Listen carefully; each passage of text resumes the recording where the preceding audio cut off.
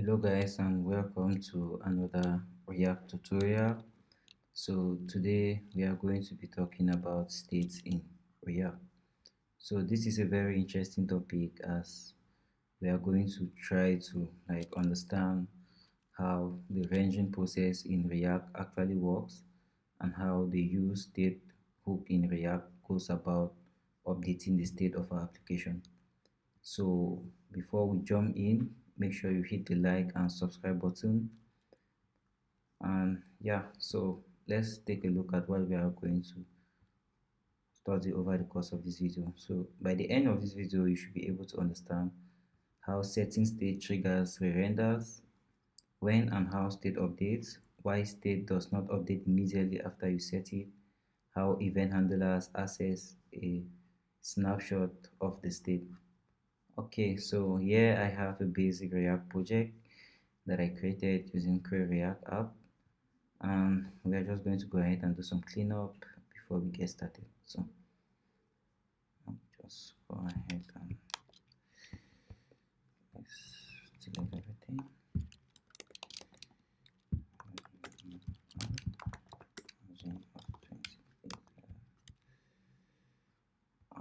Okay, so yeah, so for us to get started, we need to import the use state hook. So, but for this, I would like to use separate components. So let's just go ahead and create a components folder and have example one. Yeah, so let's go ahead and do that, and then we can import use state. Okay, so now let's look at let's try to understand. So we know that when it comes to updating our UI, we make use of state variables that are being managed by React. So we know that when we change a state variable, our UI gets updated. But now there are some certain things that happen behind the scene whenever we update the value of a state variable. It triggers a re-render. So what is a re-render? So it's just simply a process whereby React itself calls the function of your component over again and say, okay, there are some changes, and for you to get them, I need to call the function over again. So just see it as like you calling a normal function, like let's say example one, call this function for the first time, then we get whatever we are going to see in our browser, which is what we have returned inside our function. And then whenever there is a change, React calls this function over again for the second time and say, okay, there's some new updates, and for you to be able to display them, I need to call you for the second time. So whenever you update the value of a state variable, a render occurs, and that render is just simply the process whereby React calls your function over again and say, there are some new changes, for you to get them, I need to call you over again. And then when your component gets called, it now displays the updated state inside your browser. So let's just take a look at this in a practical way. So I'll just say let's have something like h1 and value is, let's just do something like this, and let's declare a state variable here that holds value and set value. Use state, let's say from the beginning value is 0, and then we have our set value. So if we go ahead and import this over inside our app JS component,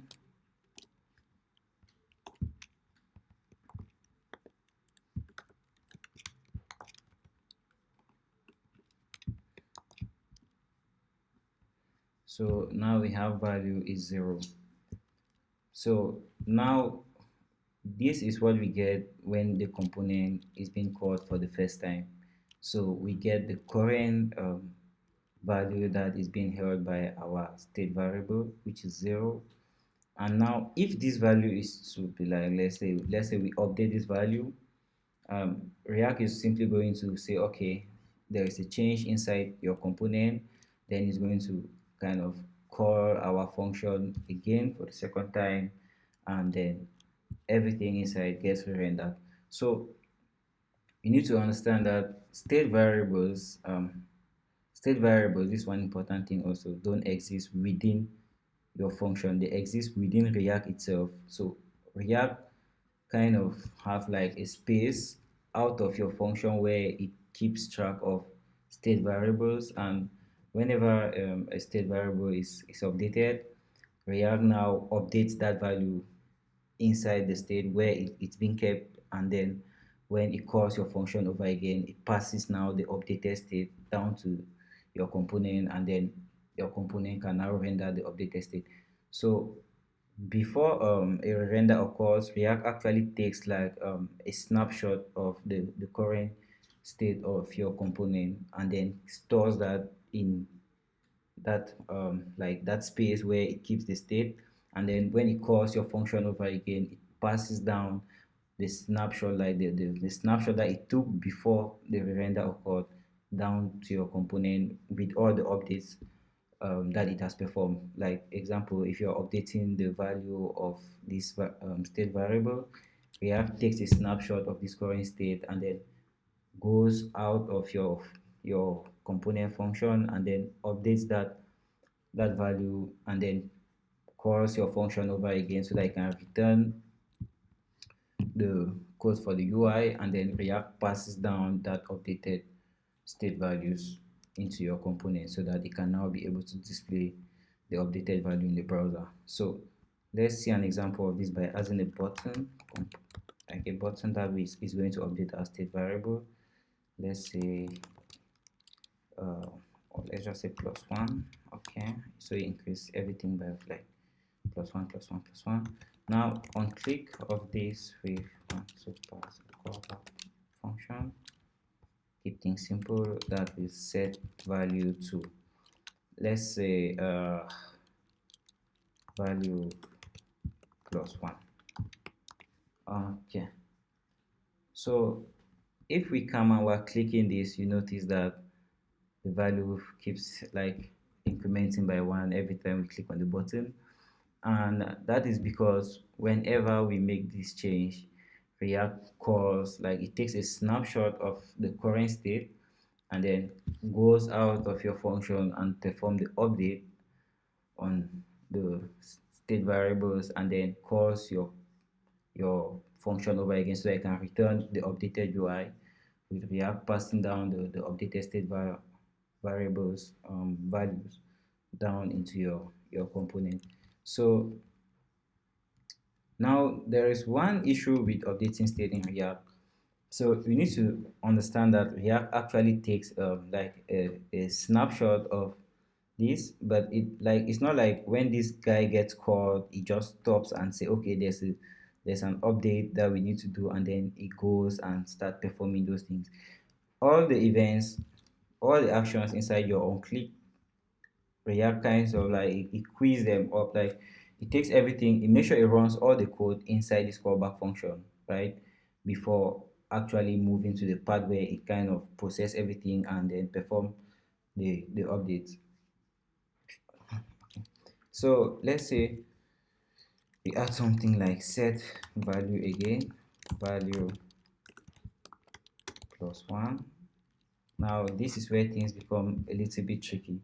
So looking at this now, you might feel like, okay, since we're incrementing by 1 and also incrementing by 1 again, the value should maybe start increasing by 2 each time we click on the button, right? Because if we're incrementing it by 1 twice, it means that we are getting like double of what we had before, which means each time we click on this button now, we should have something like 2, 4, 6, and so on. But that's not the case. So let's see what happens if I reload this and then we click.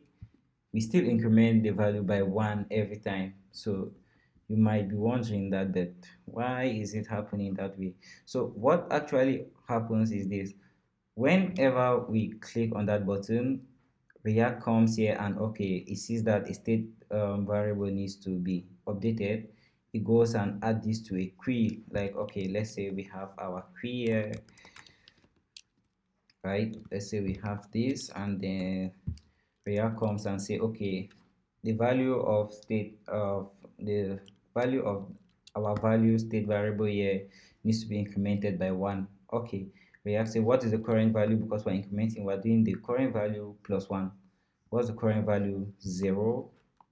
And then we are doing a plus 1. Now this has been added to the query. React comes down again, because remember, before the re-render occurs, React has to like run all the code inside our own click. React comes down again and say okay, you are still doing set value equal to value plus 1, right? So what is the current value of value? Since this is still in the query, it means it has not yet been processed, because the re-render has not yet occurred. So the current value of value is still 0. So React still takes 0 plus 1 and adds it to the query. Now, even if we do this multiple times, like 4 times, so like it will just come and add this to the query 4 times, and then finally you notice that we keep adding 0 plus 1, 0 plus 1, 0 plus 1, 0 plus 1. So at the end, we are still left with 1. So when we run all of these things in the query, we still get 1 at the end. So we just increase the value by 1 in the next render cycle, because remember, all this gets added to the query before we actually render our component, and the things in the query get executed one after the other. So it will come here, 0 plus 1 is set it 1, comes here 0 plus 1, it also set 1 again, and then 0 plus 1 is set 1. So that is what happens, right? Like just see this as like there's a good example on the React docs that kind of explain this, like a waiter coming to take your orders before going to the bar to bring them to your table. So that waiter will not come and take your first order, goes to the bar, and then comes back before you say, no, I want to change the order. Then the waiter has to go back again and comes back. So the waiter takes all your orders, make any changes, and then goes to the bar and then bring your order. So you can see this as you giving your orders, but the final one, like it takes this and this and this and this, but it comes at the end. What do we have? 0 plus 1. We see that as your final order, because each time you set the value, it sets what is being like the computation of this to become the current value of this. So if in the query value is being stored as 0 for all the cases, it means at the end you simply have 0 plus 1, and that is 1. So that explains why we have this behavior of always incrementing the value by 1 each time we click on the plus button. Now this is example 1 of you understanding how this works, but you might wonder and say, okay, but why like how can we now maybe gain access to like the value that we are performing this operation on before that? Or maybe you might think that if we can delay the component for a while, maybe a delay can give us like some kind of change in what we are getting, but that will not work. So let's try something. Let's say okay, before performing this other addition, we are going to have a delay, right? So that our render actually occurs before we perform this next addition. Let's see what happens. Let's say we have a set timeout of 5 seconds,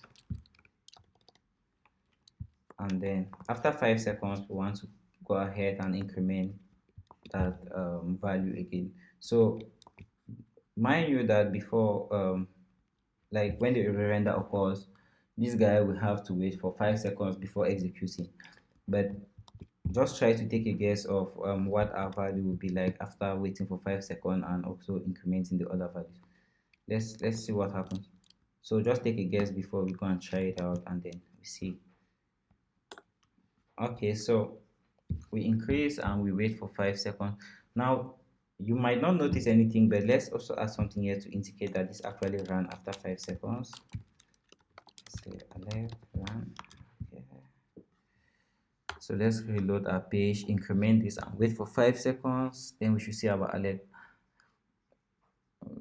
Yeah, so that's the alert, and then which means our code actually ran after 5 seconds. And if you noticed, you'll see that the UI, like it has already changed. Like we have two currently in our UI, but after 5 seconds we don't get any incrementation. It's still two, nothing changes. So that is simply because, like I said before, all the code inside this, like React actually takes a snapshot, right? Remember I mentioned something about React taking a snapshot of the current state of our application before the re-render. So when React took the snapshot of our application, like it's just like a photograph, right? So when React takes a snapshot of our application, so like I said, it's just like a photograph, but it doesn't mean it's a photograph because React actually goes and manipulate like the values out of, like it takes the snapshot and then goes out and manipulate the values before the render, and then it passes down the updated values. So when React actually takes a snapshot of our application, the value of value was actually zero, right? It was zero. Now it keeps that in the query. So inside our query, we have something like this. Let me delete this and then show you something. So we have 0 plus 1, and then we have the set timeout that has been also been queried because it has to run but at a certain point in time, and then React takes the snapshot and it knows that inside the set timeout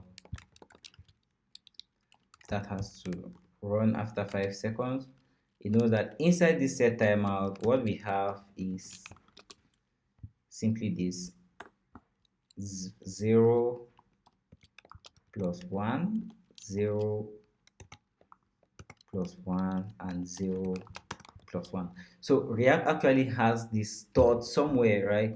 So even if we come during our render, and then this guy already ran normally because there's no delay, but remember for our set timer we have a delay of 5 seconds.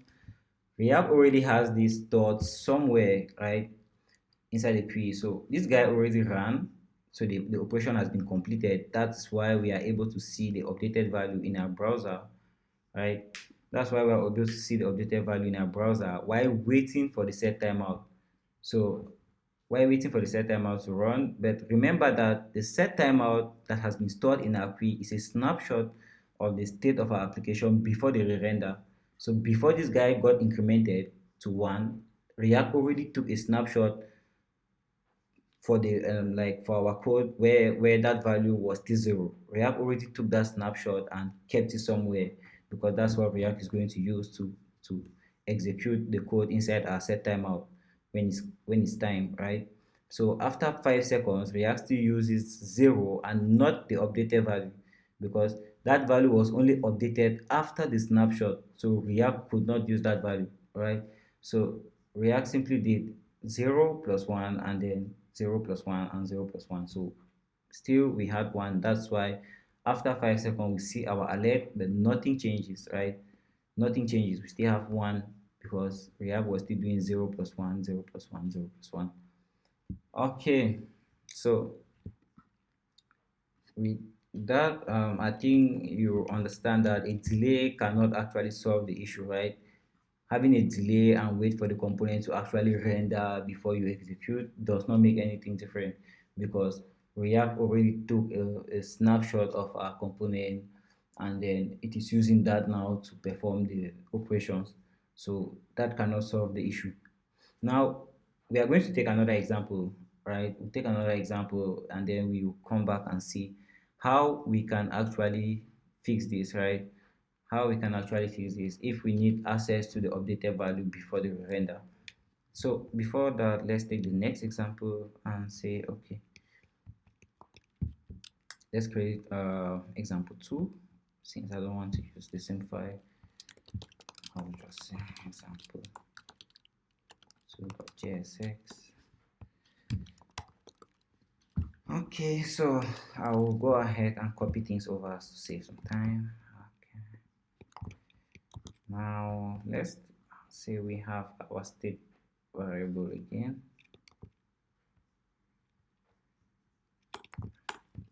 but this time let's store something different, right? Let's say we have message and set message. The message should just start by saying hi, and then we'll have something like text area. Okay, let's get rid of the ID and the name. Change.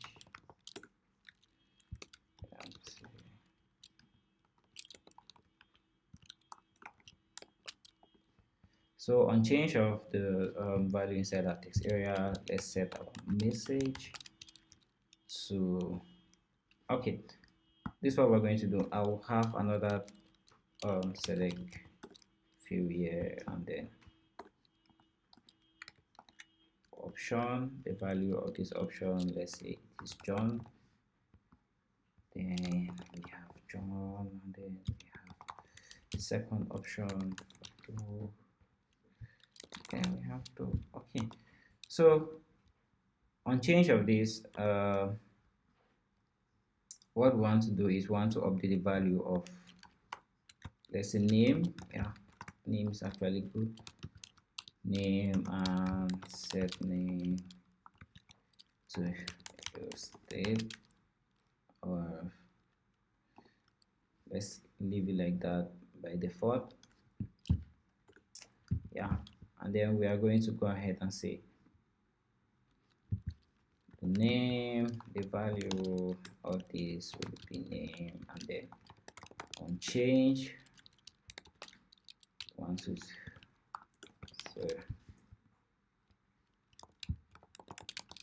set name to e.target value. Okay, so this is actually a great example to show you that a delay does not actually affect this thing, right?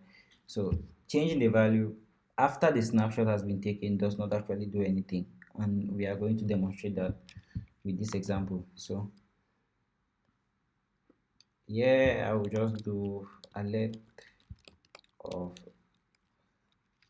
do you really want to do this on change? No, on change let's just set the message to value. Then we'll have a button, right? We'll have a button, let's say hello.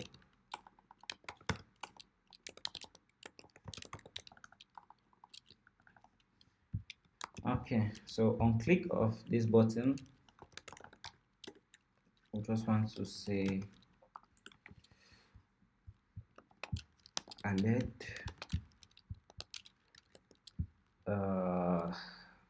the message, and then the name.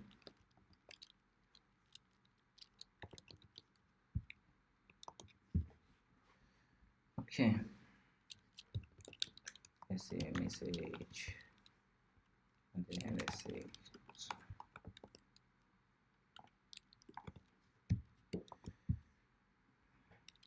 say something like send. Okay, now let's use our second component inside our app so that we can actually see. Example 2. Let's just comment out example 1 for now and use example 2. Okay, so we are not really going to care much about the UI, but let's just do something by adding some break between the elements. Now let's say that you come and you fill in something here, and then you click on the send button, then later on you go and change the name to something else, right? So we are trying to delay the alert message, right? Let's like if I say hello currently, and then I select something like do I send, you see it says hello to do, right? So let's just say by default the name is John.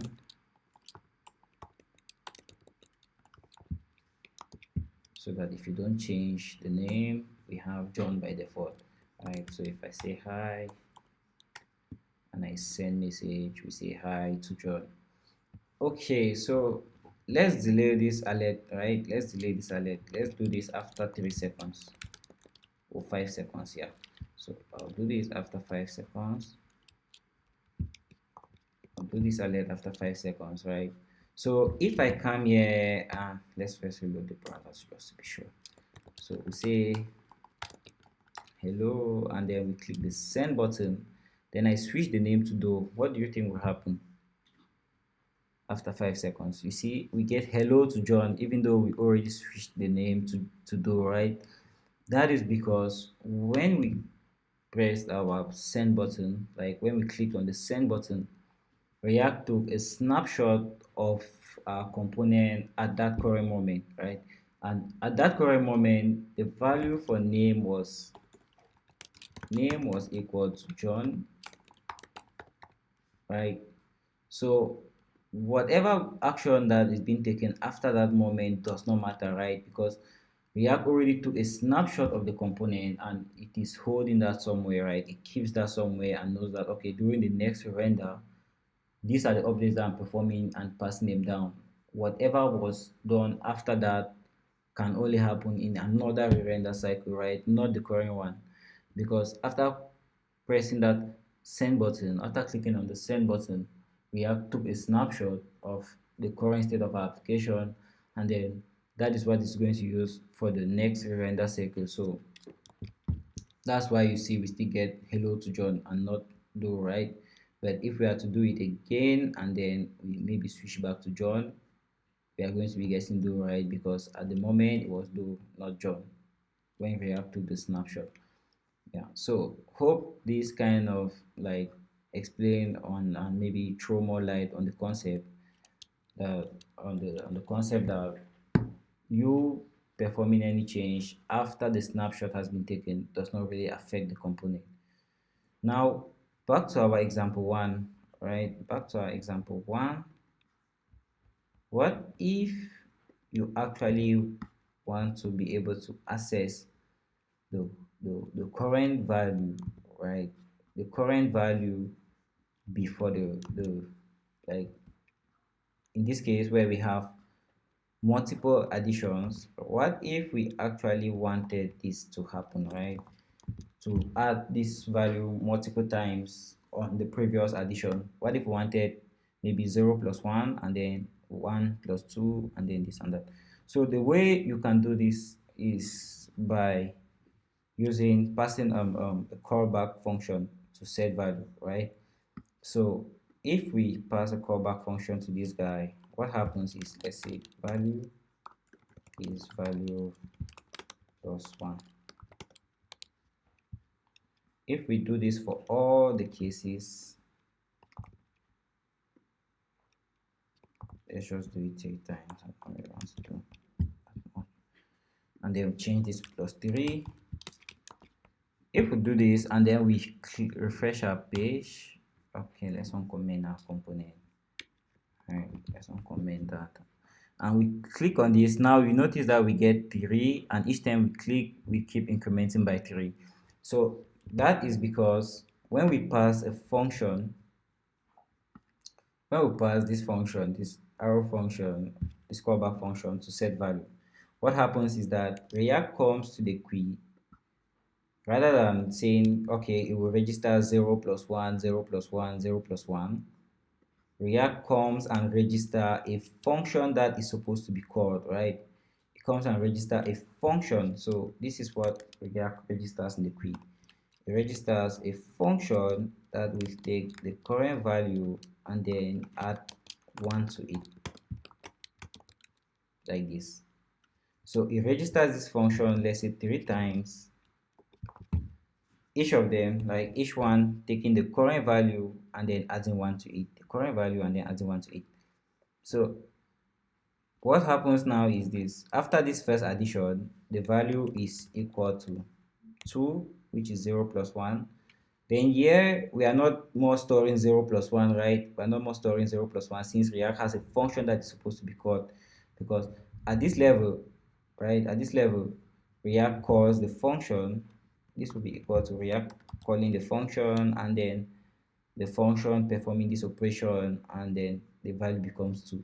React comes at the next level, calls the second function. The second function takes the current value, which is now 2, since it's no more storing 0 plus 1 and so on.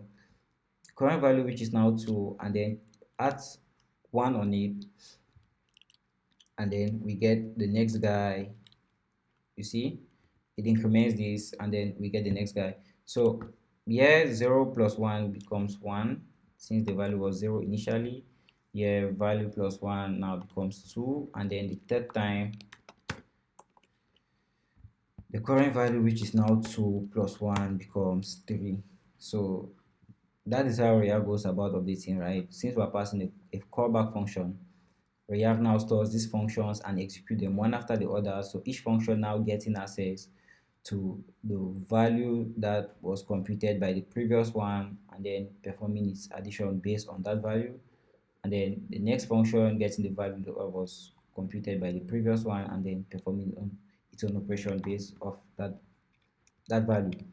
Okay, so that is how you can do to get access to the most recent value during your render, and then you can perform an operation based on that. So I hope this was able to clarify some of your doubts, and then maybe you learn something new. So for more videos like this, make sure to hit the like and subscribe button so that you get notified whenever we post a new video. So thank you and goodbye.